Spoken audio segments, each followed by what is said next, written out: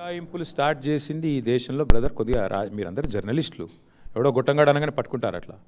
Start చేసిందే భారతదేశంలో కాంగ్రెస్. ఆయారాం గయారాం అనే కల్చర్ తెచ్చింది ఎవడు? కాంగ్రెస్ కాదా? అసలు 2004లో టీఆర్ఎస్కి 26 ఎమ్మెల్యేలు ఉండే. మా 10 మంది ఎమ్మెల్యేలు ఎత్తుకుపోయింది ఎవడు? ఇదే థర్డ్ క్లాస్ కాంగ్రెస్ కాదా? ఎవడు స్టార్ట్ చేసిండు? ఏం మాట్లాడుతుండే ఆయన? కళ్ళు ఉన్నాయా? పోయినాయా పెద్ద మనిషికి? ఇట్లా మాట్లాడొచ్చా? ఏం తక్కువ చేసింది కడియం శ్రీహరికి టీఆర్ఎస్ పార్టీ? 2013లో దేహి అంటూ వస్తే ఎంపీ చేసింది కదా కేసీఆర్ గారు. తర్వాత నిన్ను డిప్యూటీ సీఎం చేసిండు, ఆ తర్వాత ఎమ్మెల్సీ చేసిండు, తర్వాత ఎంపీ ఎమ్మెల్యే చేసిండు, నీ బిడ్డకి ఎంపీ టికెట్ ఇచ్చిండు.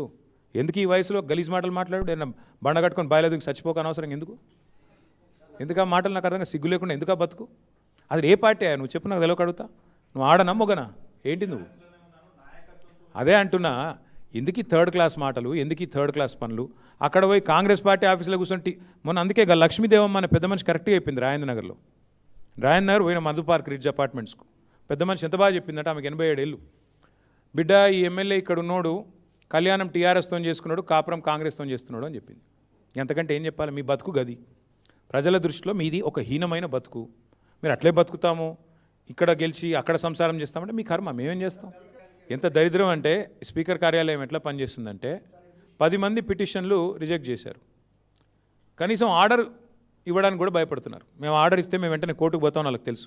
ఆర్డర్ కాపీ ఇస్తలేరయ్యా, ఏ చెప్పంటావు? అంటే మాకు కాజ్ ఆఫ్ యాక్షన్ ఉండాలి. టీవీలో స్క్రోలింగ్ సరిపోదు, కోర్టుకు పోవాలంటే ఆర్డర్ కాపీ కావాలి, కాపీ ఇస్తలేరు. గంత భయపడుతున్నారు వాళ్ళు.